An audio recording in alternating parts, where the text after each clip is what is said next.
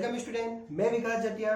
आज मैं आपको कक्षा 10 अध्याय 1 प्रश्नावली 1.3 के प्रश्न क्रमांक में आपको एक समझाऊंगा।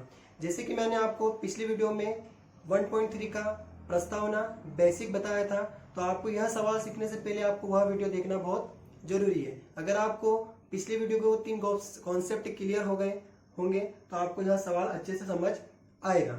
यहाँ पर भी मैं आपको कुछ बात बताता हूँ कि हम अगर किसी भी सवाल को हल करेंगे, जैसे कि यहाँ पर सिद्ध कीजिए कि √5 एक अपरिमेय संख्या है। यह सवाल तो हम हल करेंगे, लेकिन यहाँ पर मैं एक बात आपको बताता हूँ कि अगर मान लीजिए कि आपने ये इस प्रकार के 3 सवाल आपने हल कर लिए, तो आप इन तीनों सवालों को भी आराम से हल कर सकते हो।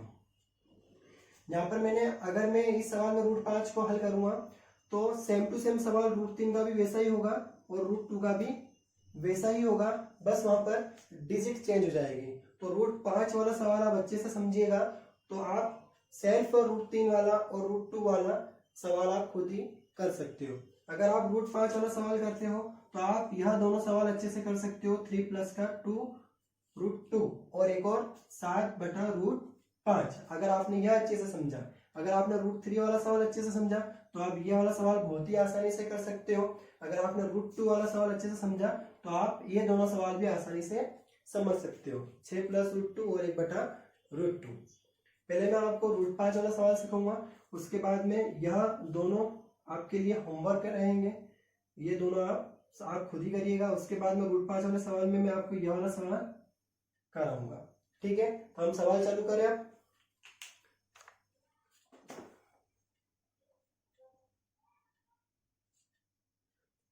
सवाल में हमें सिद्ध करना है कि √5 एक अपरिमेय संख्या है। हमें बताना है, वैसे अपरिमेय संख्या है लेकिन हमें सिद्ध करना है।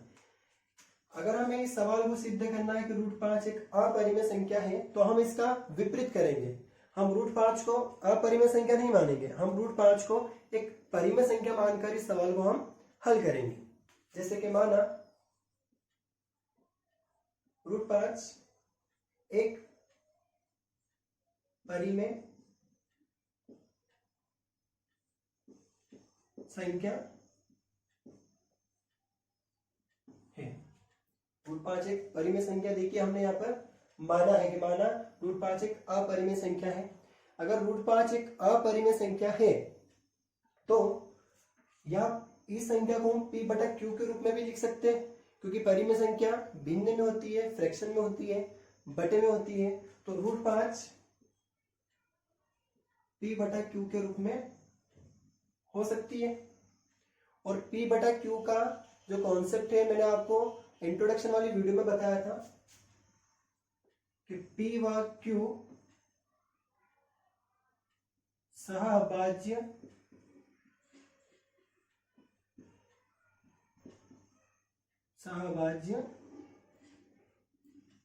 पूर्णांक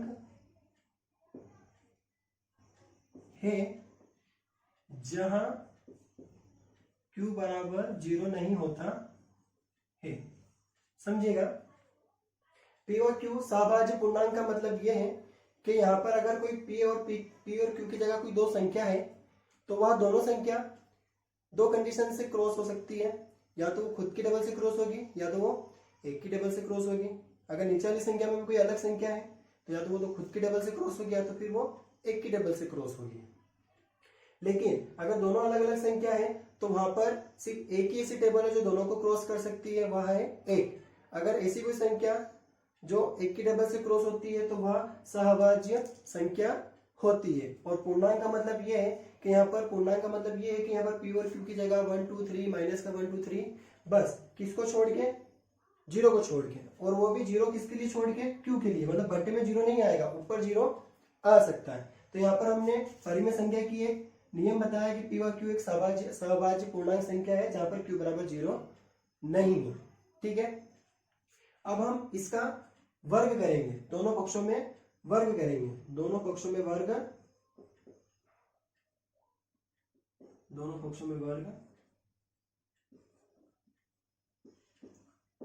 करने पर, दोनों पक्षों में वर्ग करेंगे तो दोनों पक्षों में ब्रैकेट लगकर दोनों के ऊपर घात 2 आ जाएगी, p/q। क्यूब पूरे की घात 2।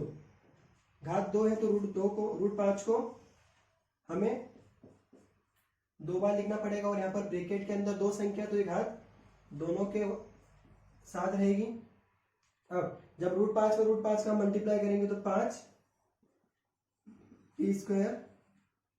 की स्क्वायर को हम डिवाइड में है तो 5 के साथ में मल्टीप्लाई में लेके आ जाते हैं,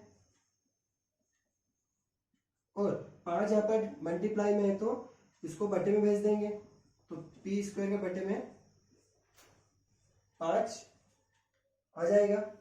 तो यहाँ पर हम कह सकते हैं कि 5 पी स्क्वायर को विभाजित करता है, क्योंकि कोई भी संख्या बटे में रहती है तो ऊपर वाली संख्या को विभाजित करती है। तो हम लिखेंगे कि 5 पी स्क्वायर को विभाजित करता है। अगर 5 पी स्क्वायर को विभाजित कर रहा है तो जैसे कि मैंने आपको इंट्रोडक्शन में बताया था कि अगर किसी स्क्वायर वाली संख्या को कोई संख्या विभाजित करती है तो 5 उसको बिना स्क्वायर वाली संख्या मतलब p को भी विभाजित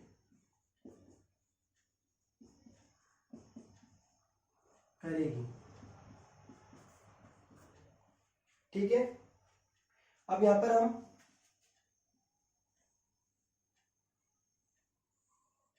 एक बात मैं आपको यहाँ पर बताता हूँ आगे सवाल करने से पहले। अगर यहाँ पर अगर ये पी स्क्वायर 5 से विभाजित हो रही है तो यहाँ पर ऐसी कौन सी ऐसी तो संख्या होगी जो 5 से डिवाइड होगी, तो इसका मतलब है कि यहाँ पर एक 5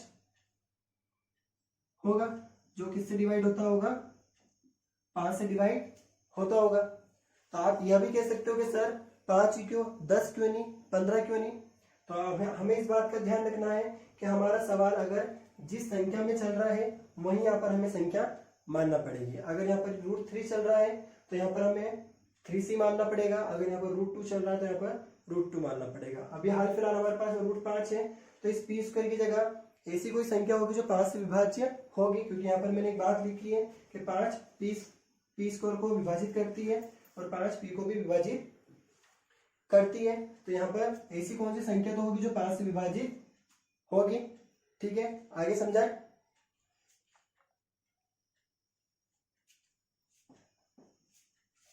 आगे देखिएगा, P का गुणनखंड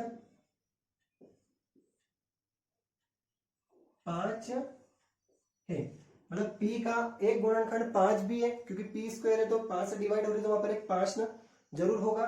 तो यहाँ पर हम P का मान क्या मान लेते हैं, 5c। देखो P स्क्वायर को हमने क्या माना 5c, क्योंकि यहाँ पर स्क्वायर लगा हुआ है तो यहाँ पर 2 संख्या होगी, पहली संख्या जो होगी वो 5 से डिवाइड होगी और दूसरी संख्या होगी वो हमें पता नहीं है, तो उसको हमने क्या माना, c माना। तो यहाँ पर P का मान क्या मान लिया हमने, c।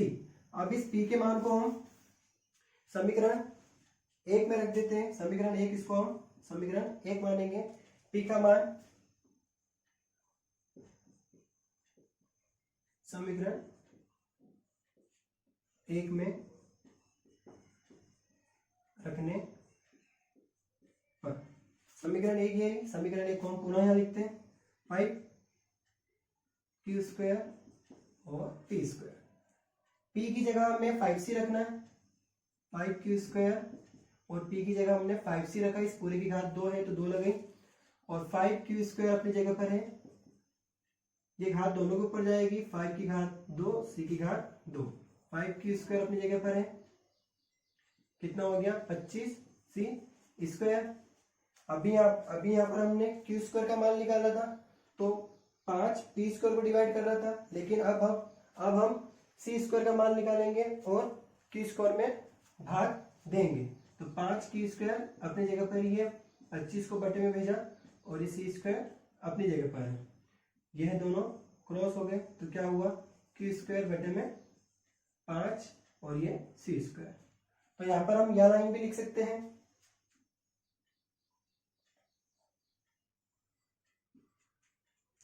कि 5q स्क्वायर को विभाजित करता है। अगर 5 क्यू स्क्वायर को विभाजित करता है तो 5 क्यू को भी विभाजित करेगा। ठीक है, देखिए यहां पर भी पी स्क्वायर को 5 विभाजित कर रहा था और यहां पर भी क्यू स्क्वायर को 5 विभाजित कर रहा है। लेकिन इस वाले नियम से हम क्या जानते हैं, सहभाज्य नियम से हम क्या जानते हैं कि कोई बटे वाली संख्या है तो वह या तो वह खुद की संख्या से क्रॉस होगी या तो फिर वो डिजिट 1 से क्रॉस होगी। खुद की संख्या से क्रॉस होना यह तो असंभव नहीं है, क्योंकि अगर कोई दो संख्या बटे में है तो उसे हम किसी भी एक ही टेबल से क्रॉस कर सकते हैं। और यहाँ पर देखिए, यहाँ पर P 5 से क्रॉस हो रहा है और Q भी 5 से क्रॉस हो रहा है, तो यहाँ पर हमें अभी P का मान पता नहीं है और Q का मान भी पता नहीं है, तो हम यहाँ नहीं कह सकते हैं कि P और Q 5 की टेबल से ही क्रॉस होगा। लेकिन हम यहाँ कह सकते हैं कि P और Q 1 की टेबल से क्रॉस हो सकता है, क्योंकि एक ऐसी संख्या है जो किसी भी संख्या में भाग दे सकती है। तो यहाँ पर यह जो नियम है परिमेय संख्या का है कि वह दोनों ऊपर नीचे सिर्फ 1 से डिवाइड कर सकते हैं, लेकिन यह नियम अपरिमेय संख्या का नहीं है। तो यहाँ पर हम क्या सिद्ध कर रहे हैं कि यह परिमेय संख्या है। अगर यह परिमेय संख्या, यह दोनों परिमेय संख्या होती तो यह 1 से डिवाइड होती, लेकिन यहाँ पर ये 5 से डिवाइड हो रही थी। इसका मतलब यह है कि हम जो अभी हल कर रहे हैं यह परिमेय संख्या नहीं है। ठीक है, इसको हम समीकरण 2 लिखेंगे और यहाँ पर हम लिखेंगे कि स्पष्ट है कि समीकरण 1 व 2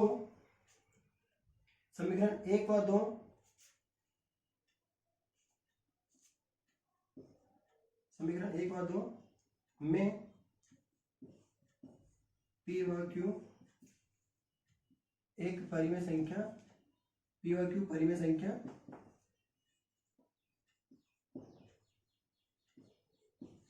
नहीं है, अतः √5 एक अपरिमेय संख्या है, अपरिमेय संख्या है। ठीक है, समझ में आया आपको। अब मैं आपको √5 का क्वेश्चन नंबर दूसरा आपको करूंगा। क्वेश्चन नंबर दूसरा बिल्कुल इजी है। सबसे पहले हमें जो मेन जो सवाल है √2, √3, √5 और √7 है। अगर ये 4 सवाल हमें अच्छे से आ गए इस प्रश्न वाली में, तो हम इसके थ्रू जो बने गए सवाल है, जैसे कि इसी पॉइंट में 1.3 का दूसरा जो सवाल है उसमें हमें 5 माइनस का √3 और 5 माइनस का √5 दिख रहा होगा, तो वह सवाल और भी इजी है। अगर हमने √5, √2, √3 और √7 वाले अच्छे से कर लिए तो हम बाकी सवाल और अच्छे से कर सकते हैं। और इस बात का ध्यान रखिएगा कि √2 और √3 और √7 वाले जो सवाल है वो इसी कॉन्सेप्ट से होंगे। बस फर्क ये रहेगा कि यहाँ पर ये जो संख्या है, ये जितनी भी संख्या है ये चेंज हो जाएगी। ठीक है, यहाँ पर √5 माना था, यहाँ √7 मानना है, √7 का √7 में गुणा करेंगे तो 49 होगा। तो वो जितना भी हल होगा उस हिसाब से होगा। तो √2 और √3 और √7 वाला सवाल आप खुद सेल्फ करने की कोशिश करिए।